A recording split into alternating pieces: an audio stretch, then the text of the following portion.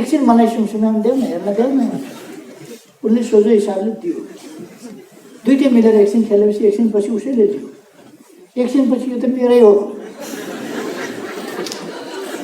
कस्तो प्रचण्डको डुप्लिकेट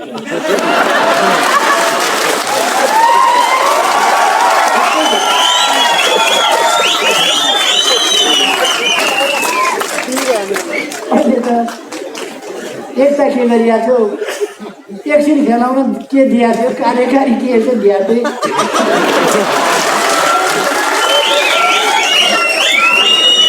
सबै मेरो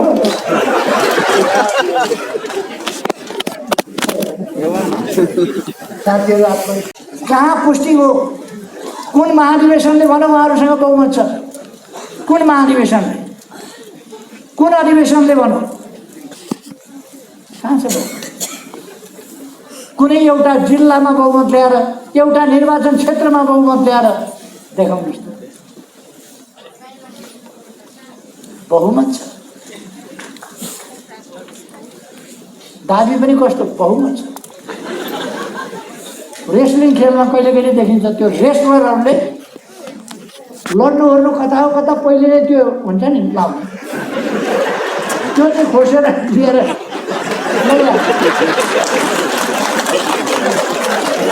अनि जब रेस्लिङको कोर्टमा जान्छ अर्काले मुक्का दिएपछि अनि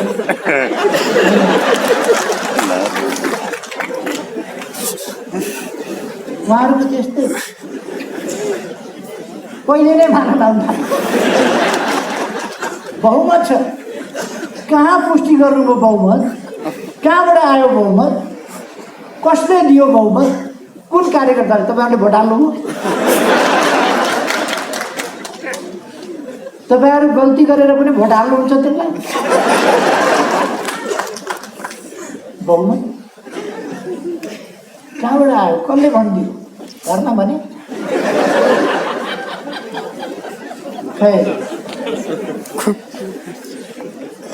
म साथीहरूलाई एकदम ढुक्क रहेन। प्रतिस्पर्धीहरू भए जसमध्ये 4वटा चाहिँ फाइनल राउन्डमा गए। फाइनल राउन्डमा जाँदा चार्ली च्याप्लिन चाहिँ परेर छ। चार्ली च्याप्लिनले पनि भाग लिएको थियो, ऊ चाहिँ चार्ली च्याप्लिन जस्तो ठहरिएन, अर्को चाहिँ ठहरियो। हाम्रो अदालत चार्ली च्याप्लिन कुन चाहिँ हो भनेर छुट्याउन नसक्ने अवस्था छैन। गुना हेरेर चिन्छ, जेल लगाएको कपाल हेरेर चिन्छ, अनुहार हेरेर चिन्छ, अनेक हिसाबले चिन्छ। कुम हल्लाएकोबाट चिन्छ, अनेक हिसाबले चिन्छ।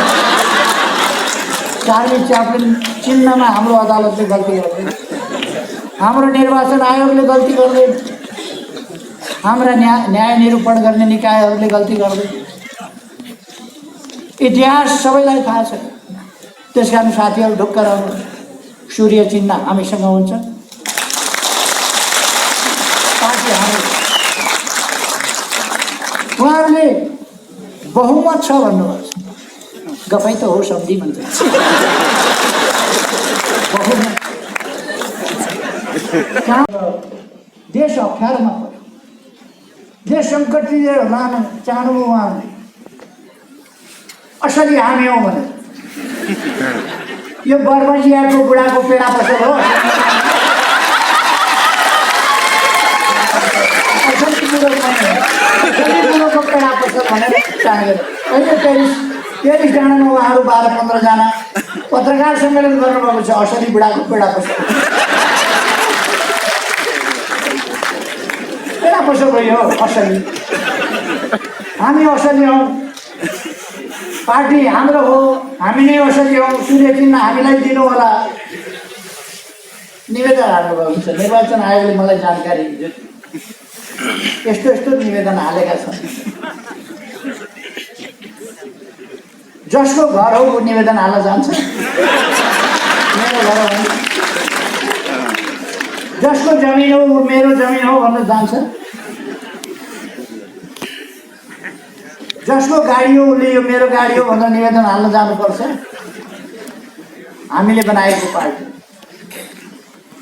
त्यसकारण हामी निवेदन हाल्न गइरहनु पर्ने आवश्यकता छैन। हामी विधिसम्म ढङ्गले, लोकतान्त्रिक ढङ्गले, संविधानसम्म ढङ्गले, पार्टीको विधान अनुसार, पार्टीको नियमावली अनुसार, देशको कानुन अनुसार पार्टी सञ्चालन गरिरहेका छौँ।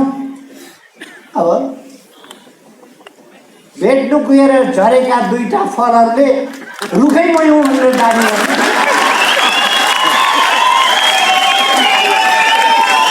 हामीले उहाँलाई बैठकमा आउनुहोस् भनेका छौँ, आउनुहोस् बैठकमा निमन्त्रणा गरेका छौँ। म कमरेडहरूलाई भन्न चाहन्छु, पुष्पकमल दाहाल प्रचण्डलाई अहिले पनि हामीले अध्यक्षमा राखिरहेका छौँ। माधव नेपाल, जगन्नाथ खनाललाई वरिष्ठ नेतामा राखिरहेका छौँ। अरू पनि केही साथीहरू आउनुभएको छैन अहिलेसम्म बैठकमा, कारणहरू होला, आउनु होला।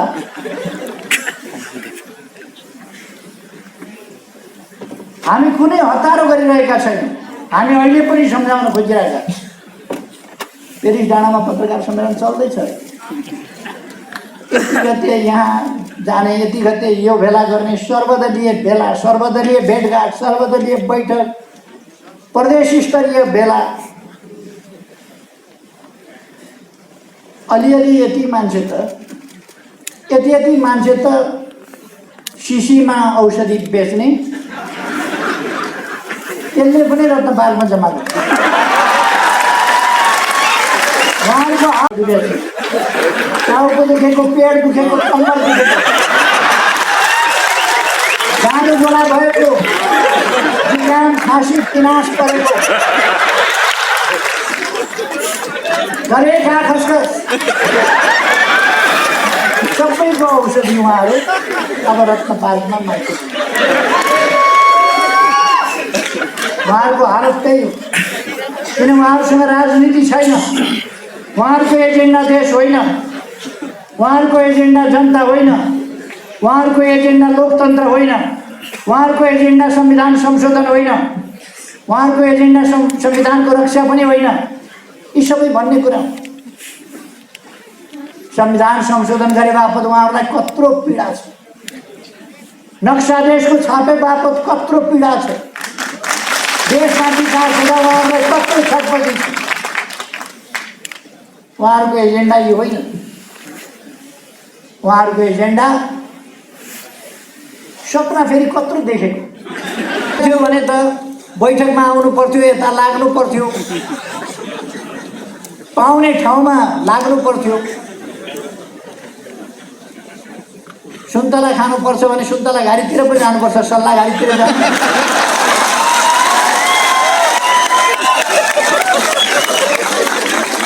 अनि उहाँहरू पद चाहिएको छ, उहाँहरूलाई ठुलो ठुलो लाग्नु भएको छ, खडेरी परेका।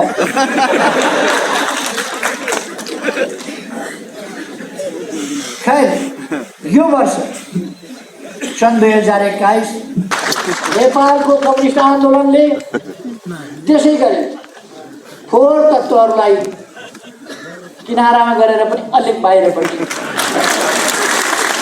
नेपालको कम्युनिस्ट आन्दोलनको एउटा महान शुद्धिकरण अभियान र शुद्धिकरणको कार्य सफलतापूर्वक अगाडि बढाउनेछ, एउटा माइलस्टोन हुनेछ। नारा लगाए, अर्को थैले अर्को नारा लगाए, ती ठ्याकठुक पर्न थाल्यो। दुईटा दर्शन ढुङ्गा ठोकिए जस्तो झल्याक झुलुक हुन थाल्यो। अहिले नै यस्तो छ उहाँहरू।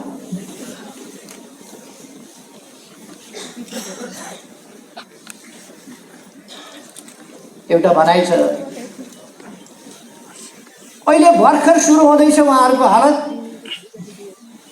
झुलो चकमक ठोकिए जस्तो छ।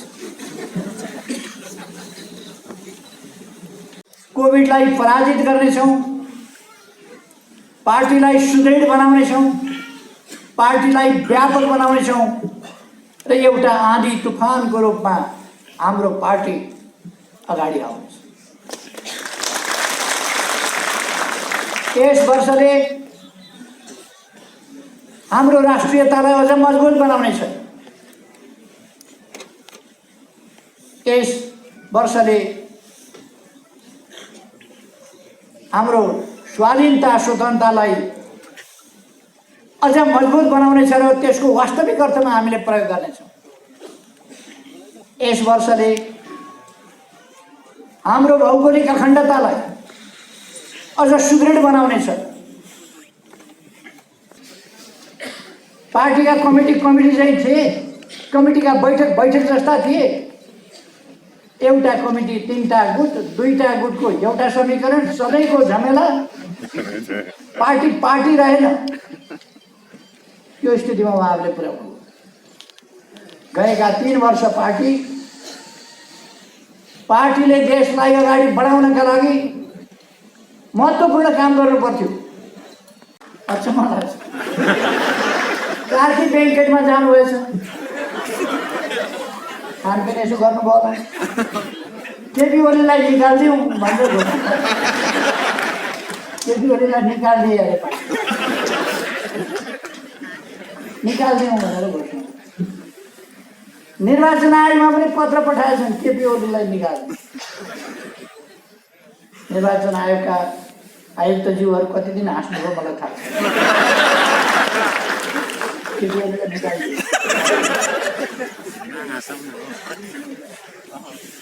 जसको कटेर उसको पुच्छर भयो।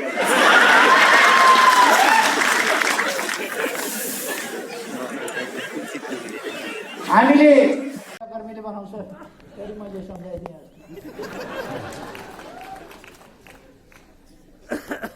यो धरती बनाउने श्रमजीवी जनता, धरहरा पनि श्रमजीवी जनताले बनाएका हुन्, रानी पोखरी पनि श्रमजीवी जनताले बनाएका हुन्। तर अगुवाई कसैले गरेको हुन्छ। होइन भने शिलान्यास गरेर इँटा राखेर ढुङ्गा राखेर छोडेको रानी पोखरी इँटामा लेउ लागिराखेको थियो। फेरि म फर्केर आउँ। लिडरसिप नभए डकर्मीले मात्रै बनाउन पाउने भएदेखि त बनाउँथे होला नि, तर बनाउन नियुक्त गर्नु पर्यो कसैले। म आएपछि त रानी पोखरी बन्यो, यहाँहरूले देख्नुभयो। अस्ति धरहराको 22औं तलाबाट काठमाडौँ यस्तो देखिन्छ भनेर अखबारमा मैले यसो फोटो हेरेँ। 22औं तलाबाट यस्तो देखिन्छ। धरहरा 22औं तलाबाट खिचेको फोटो पुरानो हो र? पुरानो धरहरा त 22 तला थिएन। अहिले धरहरा 22 तला त बनिसकेछ, होइन? 22 तला त बनि नै सकेछ, जहाँ पत्रकार गएर फोटो खिचे काठमाडौँ। अर्थात् उहाँहरूलाई गरेको काम पनि विश्वका 10वटा देशहरू जसले तीव्र आर्थिक वृद्धि दर गरे त्यसमा नेपाल छ। 10वटा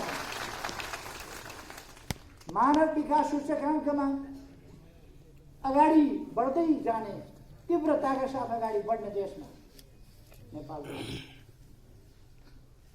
आज विश्वमा नेपाल कहाँ छ? कतिले नेपाल सुनेका थिएनन्। नेपाल कहाँ छ थाहा थिएन। अहिले नेपाल कहाँ छ थाहा छ। नेपालको प्रधानमन्त्रीको बाहिर चर्चा पनि हुँदैन। अहिले भारतको हरेक मान्छेलाई सोध्नुभयो भने नेपालको प्रधानमन्त्री को छ भन्यो भने हरेकलाई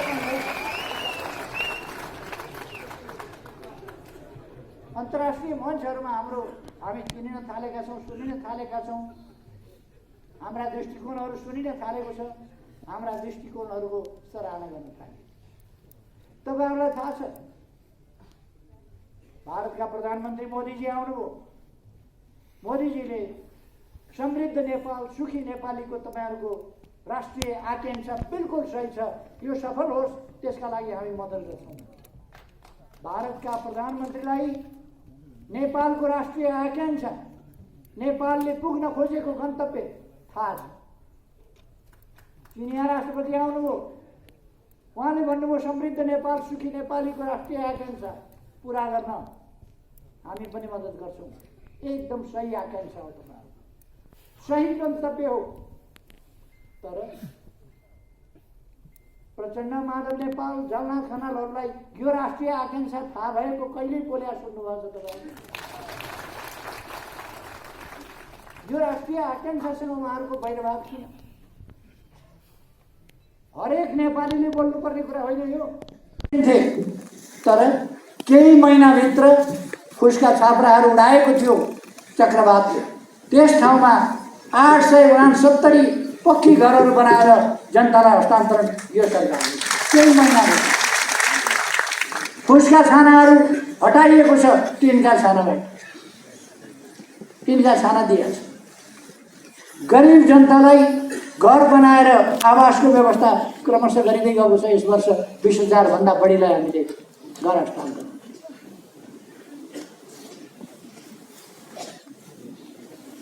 यो मान्छेले नेतृत्व गरिरहन पायो भने त देश त सर्लक्कै परिवर्तन भएर अरूले त फेरि कुरै गर्न नपाउने खालको स्थिति बन्छ कि क्या हो भनेर केही मान्छेको मन केहीलाई अत्यन्तै छटपटीको छिर्के लाउन खोजे, लड्दैन। अल्झाउन खोजे, अल्झिँदैन। रोक्न खोजे, रोकिँदैन। अनि अस्त व्यस्तता सिर्जना गर्ने, गालमुखाल गरेर हिँड्ने, मुख छोडेर हिँड्ने, तथानाम भनेर हिँड्ने उनीहरूका जुलुसहरूका नारा सुन्नुभयो होला कठिन। मैले धेरै वर्ष अगाडि भनेको थिएँ, गोरु नाङ्गो देख्दा मलाई लाज लाग्दैन। उहाँहरूले आफैले सामाजिक मर्यादा, सामाजिक प्राणी हुनुको नाताले मानवीय सभ्यता र मर्यादा त्यसमा ख्याल गरे। देख्नेहरूलाई धेरै लाज हुन्छ उहाँहरूका कृत्यहरू। खै देश अगाडि बढिरहेको छ, देश अगाडि बढ्छ, देश अगाडि बढाइनेछ। म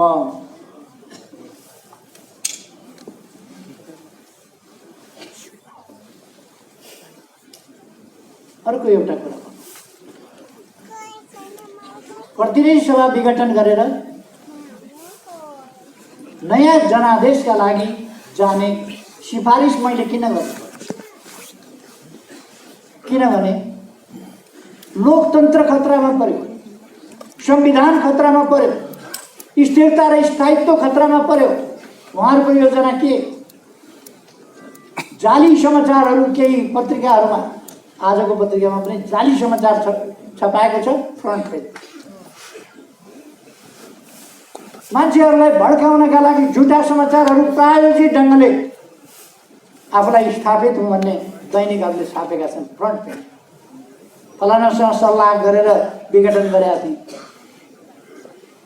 पुनर्स्थापना भयो भने फलानालाई प्रधानमन्त्री बनाउँछु भन्यो। पुनर्स्थापना हुने कुरा आयो कहाँबाट? पुनर्स्थापना कहिले हुन्छ भने पुनर्स्थापना हुन्छ भनेर अलिक दिन कार्यकर्ता झुक्क्याउन उहाँहरूले भन्नु होला, 2-4 मान्छेहरूलाई झुक्क्याउन, पुनर्स्थापना हुँदैन।